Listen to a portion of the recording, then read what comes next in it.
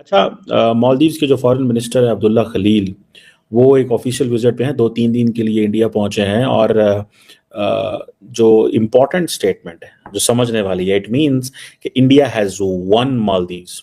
वो जो प्रेसिडेंट मौजू के बारे में था कि वो थोड़े नाराज़ हैं इंडिया से, मेरा ख्याल है इंडिया उनको अपने फोल्ड में ले आया है। Your Excellency Dr. Abdullah. We have many examples where the government of India has consistently stood by the Maldives as an immediate responder in times of need. अभी देखें हालात जो है ना, ये अभी वार जो है ये सिर्फ पैसे की वार है। अब वो पहले वाला दौर नहीं रहा कि आप जंग लड़े जाके, नहीं, आपने भाई इकोनॉमी से मार देनी है। और इकोनॉमी की जंग में इंडिया एशिया में क्या, वर्ल्ड में, पूरे वर्ल्ड में one of the best country जा रहा है। अब फॉर एग्जांपल जयशंकर साहब ये कहते हैं कि जी हमारी नेबरहुड फर्स्ट पॉलिसी जो है वो अपनी जगह पे खड़ी है, neighbourhood first policy and Sagar vision, security and growth for all the region. ठीक है जी, नेबरहुड फर्स्ट पॉलिसी। लेकिन नेबरहुड फर्स्ट पॉलिसी इंडिया की वो जिसमें इंडिया को फायदा हो और इंडिया की मर्जी की चीजें चले। तो एक तरह से जो प्रधानमंत्री पहले जो मोदी जी को गाली दे रहे थे, वो भारत से आके अभी वो बोल रहे हैं कि हमारे टाइस अच्छे करो। तो ये तरह से समझ चुके हैं कि अभी भारत से के साथ दुश्मनी लेने से कोई प्रॉब्लम नहीं है। तो भाई दोस्ती का हाथ मिलाते हैं। मोदी जी की एक ही बात है कि one country one family one earth. वो तो पूरी दुनिया को अपना परिवार समझते हैं। नहीं, मैं आपको इसकी बात थोड़ा जवाब दूँ। आप जिस तरह कहे one country one nation, it's not possible.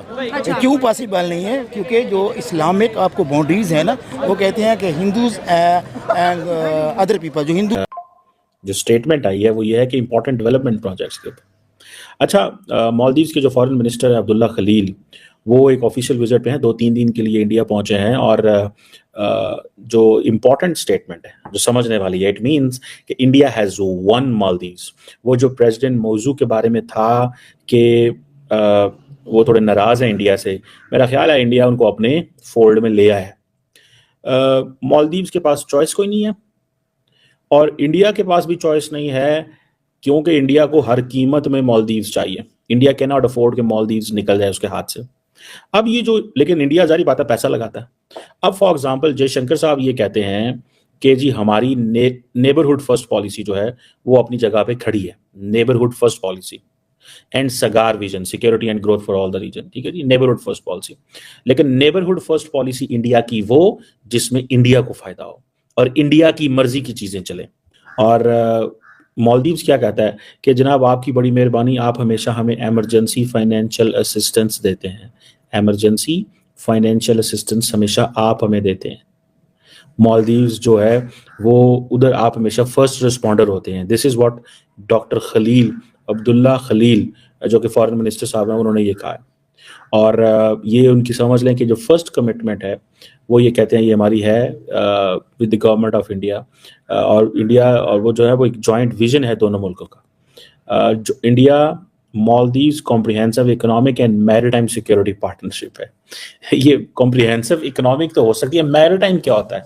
Maritime ये होता है भाई साहब, क्योंकि इंडिया को इस चीज़ का अंदाज़ा है कि हमें कहीं ना कहीं के ऊपर हमें थोड़ा सा एक्ट करना पड़ेगा। ठीक है जी, और वो क्या एक्ट करना पड़ेगा? वो यही एक्ट करना पड़ेगा कि इन वन वे और दी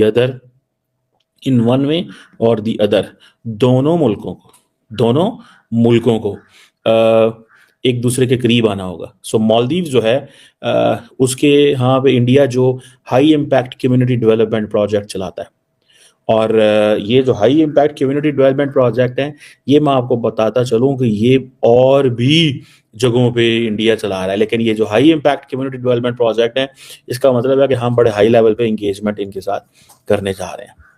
सो ये अब देखना ये है जो सवाल सामने आता है कि जो मालदीव जो है वो उसकी लीडरशिप वहाँ पे मौजूद है इंडिया के अंदर, और इंडिया और मालदीव्स की लीडरशिप जो स्टेटमेंट जारी करती है उसमें development, so it means Maldives मांगने आया है और इंडिया देने को तैयार है। मालदीव्स मांगने आया है और इंडिया देने को तैयार है। और बहुत सारे, अच्छा, foreign ministers to foreign minister बात हो रही है, लेकिन जो स्टेटमेंट हो रहा है उसमें ये कि डेवलपमेंट प्रोजेक्ट्स, ये तो इकोनॉमिक मिनिस्टर करे। सो इट मीन्स कि जो देगा वही कंसेशन लेगा। सो जयशंकर दे रहा है, जयशंकर ही चाइना के ऊपर मालदीव से कंसेशन लेगा। सो ये जो चीज़ है ये इंपॉर्टेंट एंड समझने वाली है। और इसमें आप ये समझ लें कि जो इंडियन ओशन रीजन है जहाँ पे वो चाहते हैं कि जैसे तैसे जो भी हो, इंडियन ओशन रीजन के अंदर इंडिया समझता है चाइना को नहीं घुसने देना हमने यहाँ पे। सो इंडिया मालदीव्स की क्यों इतनी रिस्पेक्ट करेगा, सवाल है ना भाई। वो इसलिए करेगा कि बिकॉज चाइना के लिए। लेकिन सर मालदीव्स के फॉरेन मिनिस्टर आपके यहाँ आए हैं और उनके विजिट को भी अगर हम डिस्कस कर लें तो आपके ख्याल से कितना इम्पोर्टेंट है उनका विजिट भारत का?